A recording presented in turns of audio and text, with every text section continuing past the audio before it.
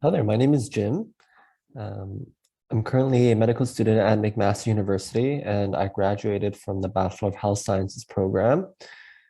Today, I'm here on behalf of MD Consultants to talk a little bit about the application to the Health Sciences program at McMaster. When I applied, it was a black box for me. And after having gone through the process, I hope that today I can help to shed some light on what you can do to increase your chance of being successful in your application. So MD Consultants and our team of medical student and resident consultants can help you make sense of the various pre-med programs and courses available to undergraduate students such as McMaster Health Sciences program. Your assigned consultant can help you choose the right one based on your desired medical school. So today I have a list of questions that I'll be answering regarding the health sciences program. If you have any additional questions that weren't answered here today, please leave a comment or email info@mdconsultants.ca. Okay, with that, we can start with the first question. Can you provide some advice on how to make yourself stand out as an applicant? So there are some myths with regards to what is needed to be a successful applicant. Really, it comes down to two things, and you'll hear me refer to these two things time and time again throughout this talk. The first is your grades. So at this time and for most previous years, it's been the 90% average as a cutoff. So top 90% as your cutoff. What that means is that they will only consider your application if you have at least a 90% in your top 6 courses. The question is, does having a higher average increase your chances of getting in? And the short answer is yes, but the long answer is that it depends. And I'll get back to that. So that's the first component, is your grades. The second component that's very important is your supplementary essays. If you have good supplementary essays and you have above a 90% average, it doesn't matter what your average is. The only time that your average comes into play above a 90% is if you have decent essays, but your scores are similar to somebody else with similar scores on the essays. So if they're just trying to decide between two applicants with similarly scored essays, that's when they will use the average to determine which applicant will be the successful one. So with that in mind, it is better to get a higher average, say 95, 96, just to ensure that even if you have similarly scored essays, that you'll be more likely to secure a position in the program. However, it's really hard to say at what point it would be considered a really good average to cover all your bases. I would say try to aim for a 94, 95 at least within your top 6, just to make sure that you are secure if you ever come to that position. But I know a lot of students, at least I would say 30%, that had lower than that average. So I wouldn't worry too much if your average isn't a mid 90. It just has to be above 90. The other thing, though, that I definitely I can't stress enough is that you have to do well on your supplementary essays. Your supplementary essays are ultimately what decides whether or not you get into the program. A myth is that we need to do a lot of extracurriculars, or we need to do amazing extracurriculars to get into undergrad. At least that was a myth during my time. And that is not the case. Extracurriculars actually do not matter that much. I should rephrase. They don't matter in the sense that you don't need to write about them, or you don't need to have amazing extracurriculars to get into the program. For example, when I wrote my essays, I didn't talk about any of my extracurriculars, even though I had a lot. It's more so your extracurriculars do help in the sense that they shape you as a person, they make you more mature, they give you more insights, and you'll naturally write better essays. But unless you think that the extracurriculars are they fit very well with your essays, I would not make it a point, or I would not try to force their way into the essays. You don't need them. And we're going to talk a little bit about what they're looking for the essays later on, but just to summarize, my biggest advice: grades, make sure you're above 90. If you're above 94, that's even better.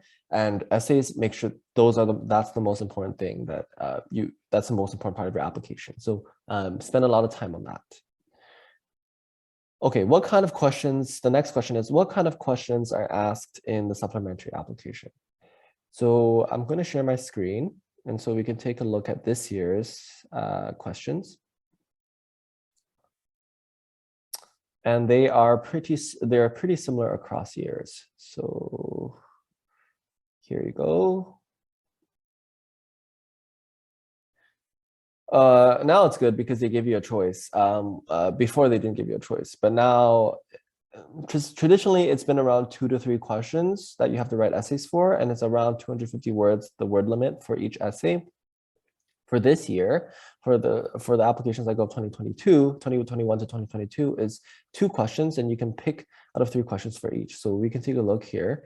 In general, one of the questions is going to be give you a lot more freedom to write creatively and to write about yourself. So it's more of a personal question. While the other question is more of a scientific hypothesis-based question. So one is looking at kind of your personality, who you are as a person, how you reason. The other one is more looking at your how do you solve a problem, the steps, the methodology with which you use to solve a problem, come up with a hypothesis. Experimentation, basically like that, because that is what a major part of what you'll learn once you come into the program. So we can look at here. I'm not going to read out the questions, but you can see that out of these 3 questions, it's more about kind of your personality, what traits would you say stand out about yourself, and there's a bit of creative authority here with your answers. And then the next question, you'll see that there's a problem or there's a set of data that you have to try to interpret, or you have to come up with a hypothesis for. And the hypothesis just means you're trying to come up for a reason why the situation is presenting the way it is, or why this data is the way it is. So I see that option A, option C. Yeah, so there's a lot of data associated with them. Option B, you can also have something like this where it's very short, where design an experiment to determine whether a class of students has learned enough of something, and I guess that also gives you some creativity. But yeah, it's ultimately up to you to decide which question to answer. Now that's also a good thing to talk about, is which question do you choose to answer, and I can't.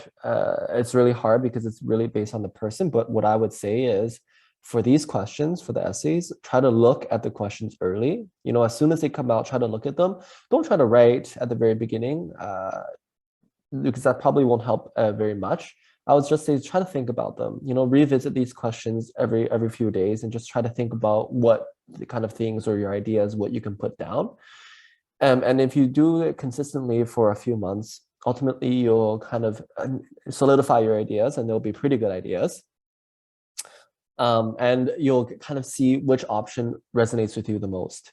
Yeah, there's no hard kind of criteria which answer. It's just which question you feel most comfortable with answering, and which question you feel that you're most confident with your answer.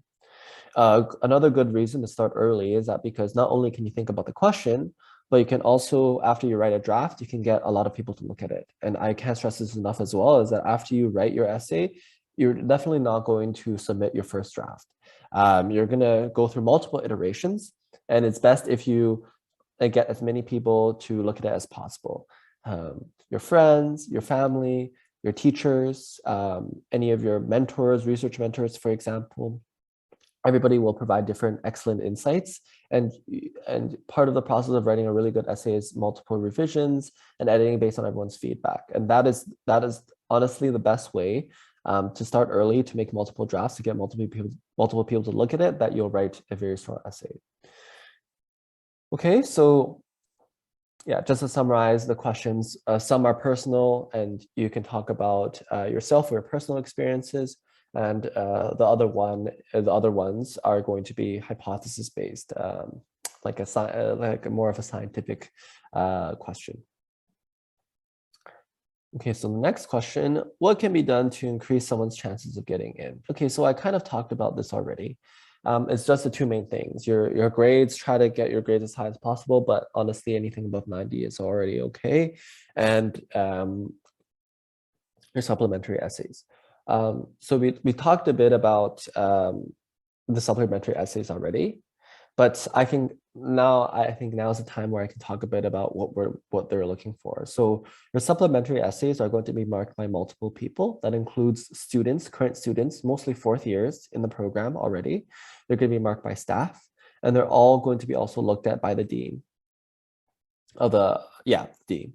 So everybody will give you a score, and the average of those scores is going to be the mark that you get for that essay. And so a lot of people think at this time that, how do I make myself stand out when learning these essays? Everyone has the same questions. Everyone's going to write about maybe similar things. How do I make myself stand out? And that's a common pitfall, to talk about something outlandish or something very out of the box. So what we're looking for is, this is based on my experience as a grader and also as a person who's talked to many people in the program. What they're looking for is a very well-organized, insightful, and mature answer. Well-organized in the sense that it's clear. There's a logical progression from idea to idea, and every sentence there has a purpose. Okay, so you're not repeating anything. You're not adding anything frivolous or unnecessary. Every sentence there has a purpose, and it's very clear your progression of ideas. So that's well organized. Insightful. Insightful means you to have good ideas. And what I mean by good ideas is not something that you jump to, like when you first read the question and your first idea that comes out pops to mind. That's probably not the best idea. But the best idea is not also the one that is most out of the box. Okay, so you want, like, for example, you don't want to talk about something that's that could be possible, but is very unlikely given the situation, and to stand out. Like, you don't want to do that. You want to give an idea that's obviously very thought out. So that's where it comes to getting a lot of people's opinions and a lot of people's feedback and thinking about it for a long time. That's when you come into an idea that's reasonable, but it's also very insightful. It is not something that you would think of first. It's not a weak idea. It's a strong idea, but it's also not something very out of the box or bizarre. So that it is insightful. And finally, is mature. Mature is very hard to capture in one word, but it's just that when you, simply put, it's that when you read the essay, it seems like it's coming from someone who knows what they're talking about, who's thought about this a lot, who has some sort of experience. That's made this answer, and then it's something that it's an answer that I would expect out of somebody from this program, out of a university student already who's in this program. And if you, maybe I'm trying to think about more descriptors that I can use for the word mature, but it's just that when I read it, it's obvious that you thought about it a lot, and there's nothing naive about the answer.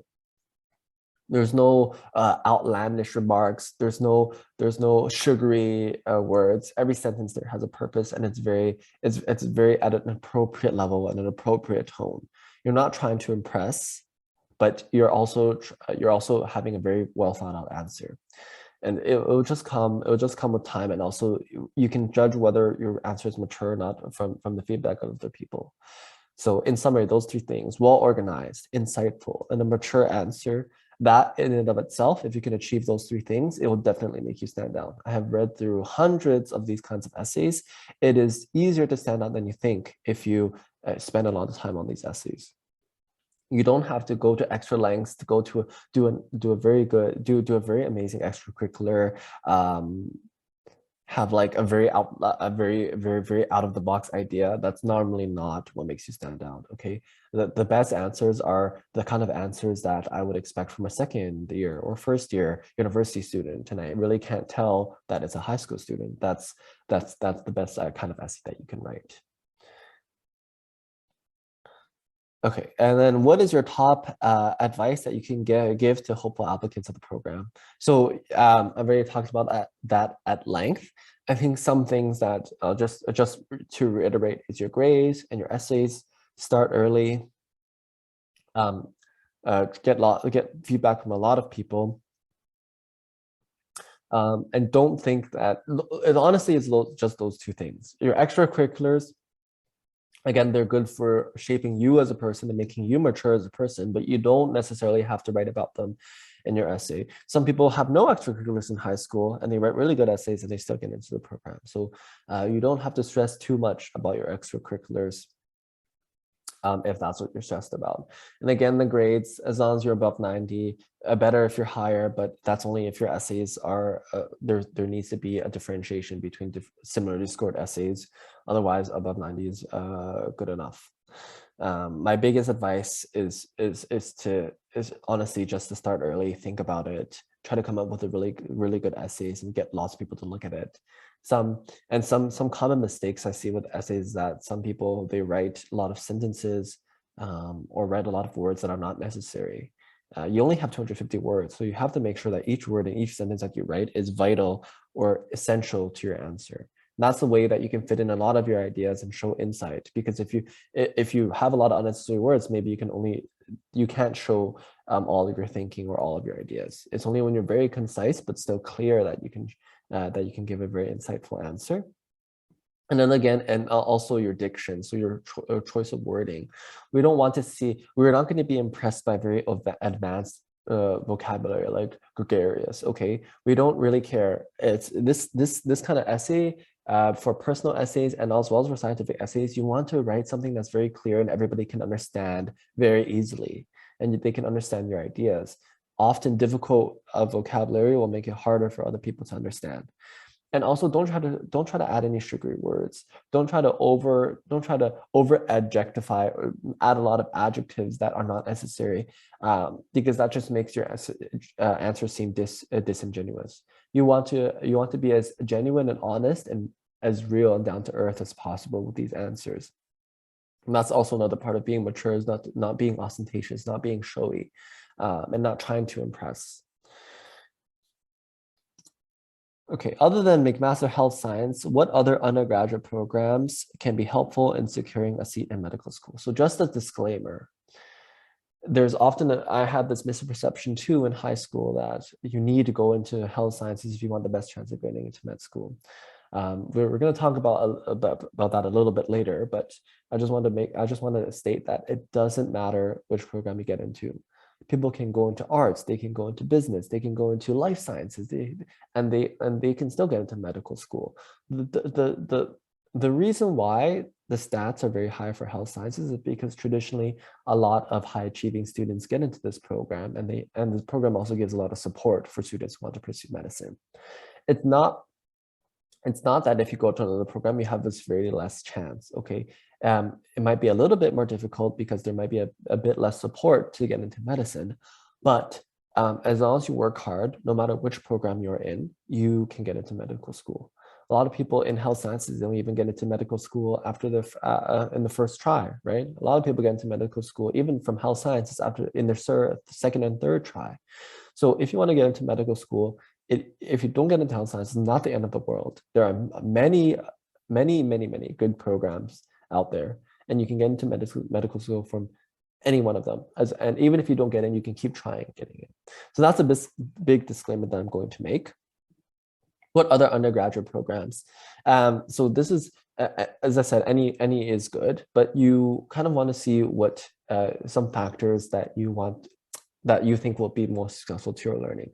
Some things to consider: your living situation. Do you want to live in a smaller urban population, or do you want to live in a larger urban population? Your class size, based on where you go, the class size will also differ. If you go to somewhere like U of T, you'll have really big, like 200, 300 students, where there might not be that much personal support from your profs.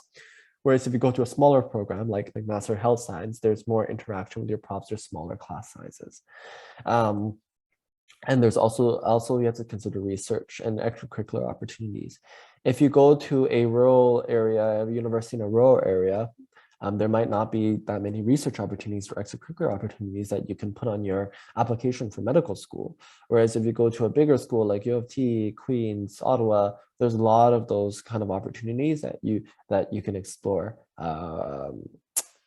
to prepare your medical school application. So those are some of the factors in choosing a university itself. In terms of programs, Um, it, I think first, the university you should think about first, and then I think any life sciences program at any of the big universities are a pretty good choice. But for the purpose of this talk, I'm going to focus on some other programs at McMaster because there's some new ones, and I think McMaster is a really good school. No bias. So I'm going to share screen and show them the programs. So here we are. Arts and Science has always been a really good program. I would highly recommend applying to this program as well. Even, a lot of people from this program, if they don't get to med school, they'll go onto law school. So it's a really cool combination of the humanities and the sciences, which once you get into medicine, you'll realize that they're very entwined. Let's see. Life Sciences at McMaster is really good too. Life Sciences McMaster, Life Sciences at McGill. Very, very good programs. And yeah, we'll talk about a little bit more. We'll just talk about what programs are good for now. Kinesiology, I know a lot of students from kinesiology right now in medicine, so this is also a good program. Integrated science is also a good program. Before it was health science, arts and science, and integrated science that most people applied that were very good programs at McMaster. Integrated biomedical engineering health sciences kind of similar to health sciences, so I would recommend applying to that as well. It's just there's more of a focus on engineering courses. Medicine is undergraduate medicine. Honestly, nursing was also very good because if you don't get into medicine, you could try to work a few years as a nurse and then reapply. I know a lot of people who are nurses who are currently in medicine, and yeah, and a lot of people who after this program it's a very good program. They also get into medicine after. Midwifery is also a really good program, but the thing with nursing and midwifery is that their careers in and of themselves. So a lot of people, they just choose to pursue that career instead of going to medicine. But these are also very good options if you're thinking about medicine in the future. Okay, same thing with med-rad nursing, midwifery, that kind of branch. Life sciences, get we are at time to talk about life sciences. So you can see that there's 5 or 6 programs at McMaster alone that are very good already. So it's not just health sciences.